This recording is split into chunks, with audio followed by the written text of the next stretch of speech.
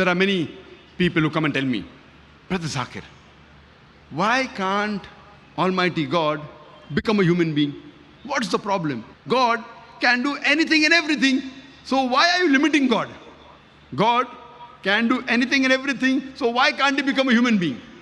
So I tell them, even if I agree with you, for the sake of argument, that God can do anything and everything, and if God becomes a human being, then he ceases to be God, because the qualities of God and human being are different.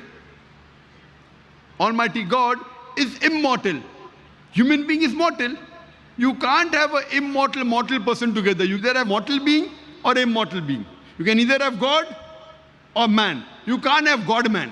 You can't have a person who's immortal and mortal at the same time. It's meaningless. You either have God or you have man. You can't have God-man. Almighty God has got no beginning. Human beings have a beginning. You can't have a person who has a beginning and no beginning at the same time. It's meaningless. Almighty God has got no end. Human beings have an end. You can't have a person who has an end and no end at the same time. So either you can have a man or God. You can't have a God-man. It's like you telling me, I saw a tall, short man. You can either say a tall man or a short man. You can't say tall, short man. It's meaning opposite. You can have medium height, but not tall, short. You have a fat man or a thin man. You can't have a fat, thin man. It's meaningless. The qualities of Almighty God and human being are exactly opposite. You can either have God or a human being. So if God becomes a human being, he ceases to be God. Almighty God does not require to eat. We human beings require to eat. Allah says in the Quran, in Surah Anam, chapter number 6, verse number 14, he feedeth everyone, but does not require to be fed. We human beings, we require rest, we require sleep. Almighty God does not require rest and sleep. Allah says in the Quran in Ayatul Kursi and Surah Baqarah chapter number 2 verse number 255, Allahu la ilaha hayyul qayyum la ta'khudhuhu sinatun wa la nawm lahu ma fis samawati wa ma fil ard. Allah, he is the one and only, the eternal, the self-subsisting. No slumber can seize him, nor does he require rest.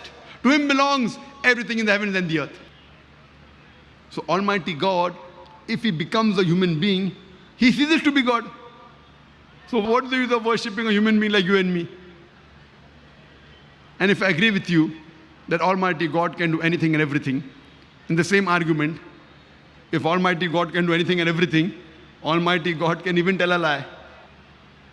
But to tell a lie is ungodly. The moment God tells a lie, he ceases to be God. If I agree with you for sake of argument, Almighty God can do anything and everything, Almighty God can even forget. But to forget is ungodly. Quran says in Surah Taha, chapter number 20, verse 52, Allah subhanahu wa ta'ala never forgets. The moment God forgets, he ceases to be God. If I agree with you, Almighty God can do anything and everything, Almighty God can even do injustice. But to do injustice is ungodly. Quran says in Surah Nisa, chapter 4, verse 40, Allah subhanahu wa ta'ala is never unjust in the least degree. The moment God does injustice, he ceases to be God. If God can do anything and everything, then God can even make a mistake. But to make a mistake is ungodly. Quran says in Surah Taha, chapter 20, verse 52, Allah subhanahu wa ta'ala never errs. Allah subhanahu wa ta'ala never makes a mistake. The moment Almighty God makes a mistake, he ceases to be God. That's the reason. Nowhere in the Quran is it mentioned that Allah can do everything. Nowhere. But what does the Quran say? Inna Allah ala kulli shay'in qadir. For verily, Allah has power over all things. Surah Baqarah chapter number 2 verse number 106. Surah Baqarah chapter number 2 verse number 109. Surah Baqarah chapter number 2 verse number 284. Surah Al-Imran chapter number 3 verse 29. Surah Nahl chapter number 16 verse 77. In Surah Fatir chapter number 35 verse number 1. Allah says, Inna Allah ala kulli shay'in qadir. For verily, Allah has power over all things. Allah says in Surah Buruj, chapter number 85, verse number 16, that Allah is the doer of all he intends. Whatever Allah intends, he can do. But Allah subhanahu wa ta'ala does not intend to tell a lie, to make a mistake, to do injustice, to become a human being.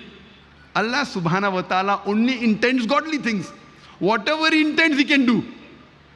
But he intends only godly things.